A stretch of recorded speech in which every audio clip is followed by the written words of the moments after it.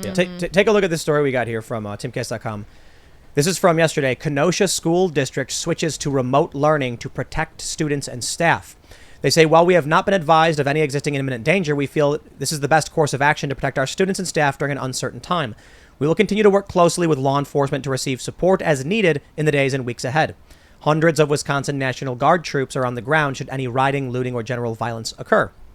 I saw someone on my Facebook who's a pretty far lefty tweet not our story version of it, but like just a card saying Kenosha is going remote learning out of fears of riots, and I just responded with terrorism, and this actually it worked. Has there been any reports? Well, so the person responded with something about how they feel that the left is terrorizing children and schools and families.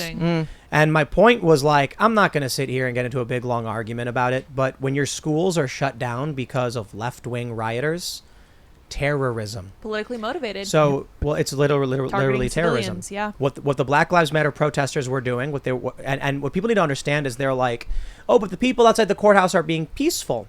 It's like, yo, if there's like a mob, like a mafia, and the mafia goes, and you know they kill people, and they do it frequently.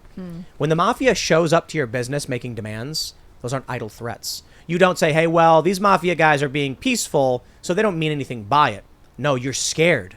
You're like, this group is known to be violent. So when you have outside the courthouse Black Lives Matter, so protesters, and again, with respect to them sharing pizza with everybody, I think it's good to come together. But regardless, when you see those protesters, and then you remember what those protesters, not the same people, but similar people, and many of the same people, were doing in Kenosha, bashing the man over the head, burning down buildings. Just because they're being peaceful here doesn't mean it's not still creating that sense of fear and terrorizing people. It feels cyclical. So you have riot, shooting, trial, verdict. Riot, shooting, trial, verdict. It's like the human centipede with AR-15s. Isn't that crazy that Jacob Blake situation resulted in riots, which resulted in Kyle Rittenhouse being down there, and then this whole circumstance. Precisely. And now it's all encouraged by the state. Pushed by the state. Has there been any reports coming out of Kenosha about what's happened on the ground? And we know you said it was quite cold. That's one of the things that may kill off the fair weather rioters. But has there been any reports about that? I haven't seen anything yet. Yep. I'm sure there's something happening. We do have reports coming out of Chicago of protests.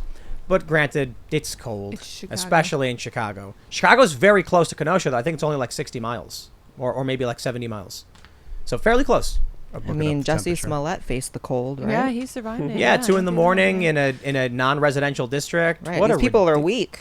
Now, look, I had a viral tweet recently where I said, remember when you were wrong about Russiagate? Remember when you were wrong about Covington? Remember when you were wrong about Kenosha? Remember when you were wrong about Jussie Smollett? Believing the corporate press is the definition of insanity. Yeah. Now, the definition of insanity is not the colloquial internet version, but the internet version is sticking your hand, doing the same thing over and over again, expecting a different result. Yeah. So that's like you keep putting your hand in the fire and going, ow, this time it'll be different. Ow, this time it'll be different. This is what I struggle with, though, because if you think about it, and we talked about this last time a little bit, how the actual ratings and numbers for many of these shows in the corporate media are so low to the tune of maybe 100K for some of them, right? So this episode of Timcast is going to get more than most mainstream news shows talking about this. How do they still have so much influence? How do they still convince people of this when they're not getting those numbers for the most part? They are. So I can proudly state that CNN and MSNBC primetime, HLN primetime, have nothing on Timcast IRL. We get, every night we get several 100,000 people who watch live, followed by 700,000 people who watch as like a standard YouTube video rerun, essentially, when it's not live. And 80% are the key demo. So we're getting like 400,000 people who are in the key demo. And then that's comparable to Tucker Carlson. Now, Tucker with the older demographic is getting millions. He's massive. And CNN and MSNBC are getting like 800,000 with, the older generation. So they're still getting more views than us. They're still, so we don't get as many boomers. Boomers still watch MSNBC, CNN, so they still have influence there. But YouTube puts them on the front page. If you search YouTube, if you go to YouTube on a clean computer you've never opened before, and you type in Kyle Rittenhouse verdict, you are not getting a Tim Pool video. You're getting a CNN video where they're going to give you the falsely framed narrative, and then you'll see it heavily disliked. Doesn't now matter. they're removing dislikes That's because no of dislikes that. right? anymore, yeah. Yep. YouTube puts the mainstream media on the front page. And so I can sit here and say we are annihilating them in the key demo with our live show compared to theirs. You look at YouTube and they're getting 100 million views per month. From an RV.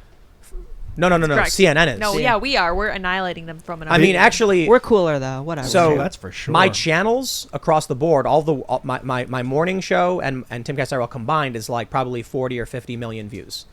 But CNN, their main channel gets 100 million per month on YouTube because YouTube puts them on the front They page. didn't used to, like 2000. I started YouTube in 2006, and they would feature Tim or me or like you. Like they would feature independent us. creators, not the corporate media, because And they then- were YouTube. Yeah, it was like not Chris Crocker broadcast videos to and cat ourself. videos. Yeah. But also, like, if we see Ricada Law's stream, I mean, there's an 130K. there's an overwhelming amount of success happening to independent individuals who are willing to say, hey, let's actually take an honest, real look at this and not just have a corporate trash regurgitated back on to unsuspecting people who are in a coma watching the boob tube. So I think also Mike Cernovich made a very interesting point today that I've been trying to get in during the conversations. And he said, quote, enjoy today. Censorship crackdown in retaliation is coming. Social media exposed the fake news media. That can't be allowed to happen again. That's the words of Mike Cernovich, and I think he brings up a very interesting point, because if you are the people pulling the strings, if you are the corporate media, you just have egg on your face today. You Gonna lost be a so very mad. big public case that you were purporting as something totally different from the reality of it. And the thing that broke the reality of it is independent people saying enough is enough. Here's the truth. Here's the evidence. Here's the pictures. Here's the documents. Judge for yourself. There's a big difference between the two. This is going to send wavelengths, especially to the people in charge. So this is going to be interesting to see how it proceeds. And I agree with Mike that it's going to probably lead with more censorship that we already have to deal with, because already the game is so rigged against us. No matter what happens in the media, the mainstream media, the corporate media always get favor. They always get notifications sent out to their viewers. They always get on the front page. We don't. And we're still competing with them. Now that should send alarm bells to these people in charge more than anything else. You can't change the direction of the wind. You can't adjust So your you feel sails. like we are on a general trajectory towards winning then? Because I'm trying to keep this optimistic Yes. Definitely. mood going. But kind of onto what you said, it's like up until very, very recently, maybe even just a few weeks ago, you couldn't even tweet or Facebook post a word of support for Carl Rittenhouse because you'd be banned. You still can't on a lot of these platforms. I'm pretty sure you can't on Facebook. You There's can't no- on Instagram because my friend just got banned for reposting my tweet. I think you can on Twitter. Instagram, on you Twitter. cannot. You can. Yeah. I don't know. Interestingly, there's Cassandra Fairbanks had an old tweet where she said that Kyle Rittenhouse did nothing wrong. Yeah, I saw that. And then she got forced to delete it, and she tweeted again, like, I'd like to have a word with you. I just tweeted, Kyle Rittenhouse did nothing wrong, says a jury of his peers. Yes, I added something small. I did the same thing. No lies Yeah. found. Well, Yeah, I'm just correct. reporting the news. Yeah, Yeah. exactly. Yeah. Says a jury of his Just an peers. Yeah, objective fact. I mean, to be Nothing fair, they illegal. didn't say he did nothing wrong. Yeah. They said he was not guilty of the crimes for which he was It's charged. reasonable doubt, right? That's it. That was Yeah. the standard to be met. I don't understand anybody who's watched that trial and didn't arrive at reasonable doubt. That went through my head Well, a lot last week. Let's take a look at their perspective moving forward from The Guardian. Kyle Rittenhouse has walked free. Now it's open season on protesters. What? This is the narrative Wow. that they're going with. The Kyle Rittenhouse precedent, arguing that now right-wing militias are going to go out and do copycat and all that stuff. And I'm like, dude, so you're saying that right-wing individuals will go out, get attacked by rioters, and then defend themselves, and it's a copycat? Because that's what would have to happen for it to be a copycat. I hate this conflation of protesters and rioters. Yes. Yeah. It makes Right. me so Same. sick because, again, going back to having lived in a city where this happened, there was a very clear divide. It's like, so once it was like around like golden hour, like maybe 5-6 p.m., it would be BLM protesters. Some of them were angry, but there wasn't a ton of violence. The night would go on progressively. Things got sketchier and sketchier. A few fires popped up, and it was Antifa coming in and doing that. So if you lived in these days when it happened, you know which ones were protesters, which ones were rioters. And what was happening in Kenosha was a riot, Yep. a quite bad one. I'll just DC. show this article real quick. Yeah, Ian, you can keep talking, but I just want to make sure people on the screen can see the article. We were down there on some night where there was like a protest turned into a riot, and you could see them all like standing around like zombies before like the door gets open and they all charge out of the door. Yeah. Weird. Dude, Like, mob they- mentality scares me so much. So It's much. weird, isn't it? Why do 100%. you know? So I often tell this story about when I was in Venezuela covering the riots down there, and there's this street. So imagine the street, and here's a street. I'm standing here. The National Guard of Venezuela is here. The protesters are here. We filmed a little bit, then we walked over, and I turned left. At some point, the crowd that was here north ran full speed, all screaming in the same direction.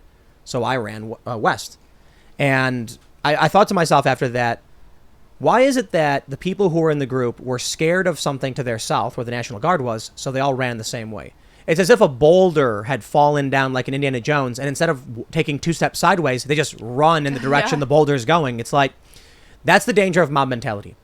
They all scream, so everyone runs with each other in the same direction for which they're all being targeted. I'll be honest, Indy could have run under the boulder, run towards. I've watched that movie 30 times since I was a kid. He could have made it underneath the boulder, let it go, and then just No, didn't it casually seal? sucked it Did out. it seal the cave? No, there was a little bit of space underneath if you rewatch. And this is something you're very passionate about. yeah, apparently. I still want him But to go back. remember, have you seen Prometheus? Yes. The ship is rolling and she's just running in the direction. It's like, run sideways, Yeah, take 2 like- steps Out of to the your way. right. What are you doing? Panic is the worst enemy. You don't want to Yeah. be part of that. You don't want to be part of a Frenzy. panicked crowd. Yeah, Mhm. yeah, definitely.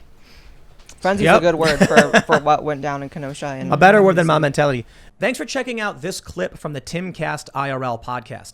If you want to see the full show, come back to this channel, youtube.com/TimcastIRL, Monday through Friday at 8 p.m., where you can leave comments and super chat, and we actually will read your comments on the show. Don't forget to like, share, subscribe, and if you want exclusive members-only content, segments you can't get anywhere else, go to timcast.com, become a member, and we even have full bonus episodes. Thanks for hanging out, and we'll see you all next time.